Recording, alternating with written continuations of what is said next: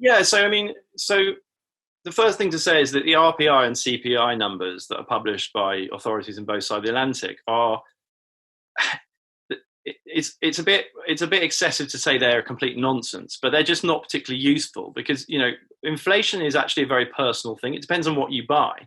But what is true, and this is not a conspiracy theory, and I set this out in the book, is that the way that the governments calculate these things is intentionally intended to make them look optically lower than the real life experience of most people in the street, right?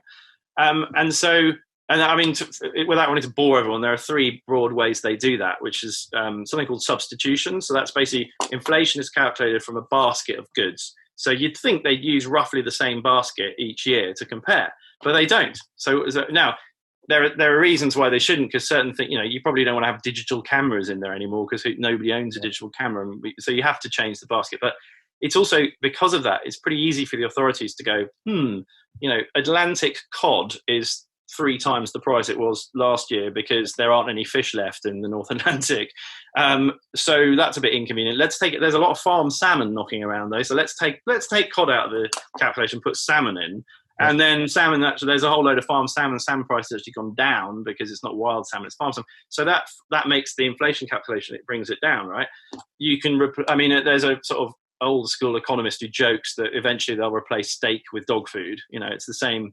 So substitution is huge.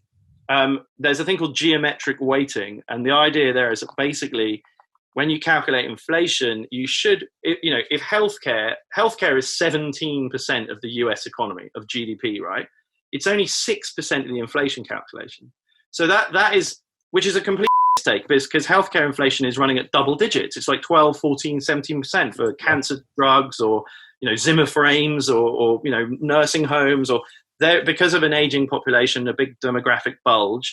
Healthcare is getting more and more expensive. That's very inconvenient for the inflation calculation because it's going to ramp up the real number. So what do? They only include it as 6% of the calculation when it's 17%. But the trickiest, most tricksome one, which is used to adjust roughly half of the inflation calculation on both sides of the Atlantic, is a thing called hedonic adjustment, which is, so now, we're getting a bit technical, so I hope everyone's not disappeared and gone to sleep. But basically, hedonic adjustment is where the inflation calculation, the statisticians say, this thing is subjectively better this year than it was last year. And therefore, even though it's the same price, we're going to say it's 20% better. And therefore, if it's 1,000 quid something, we'll put it in as 800 quid. So flat screen TVs is the example I use in the book. So if your Samsung or Sony 55-inch flat screen TV, last year it's this ZX55P, ZP, or whatever Sony and Samsung's bewildering, nomenclature. And this year, it's basically exactly the same product, right? Last year, it was 1,000 quid. This year, it's the new one, it's 1,000 quid. But it's got a Facebook button on the remote control, or it's got, it's got some, you can go straight to Netflix or whatever.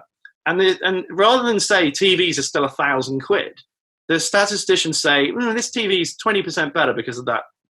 And they put it in as 800 quid, which hoiks the inflation number down. So that's why you've got inflation numbers running at like 1-2% or whatever all over the world. But every single stock market in the world, or most stock markets, are at or near all-time highs. Singapore, Zurich, Sydney, Melbourne, London, Vancouver, Stockholm, Paris, all property markets at or near all-time highs. I don't know what your experience is in Glasgow buying a pint of beer, but mine in London is that it's like 5 times what I paid when I was at university 20 years ago, right? Literally. I mean, it's like a fiver instead of a pound.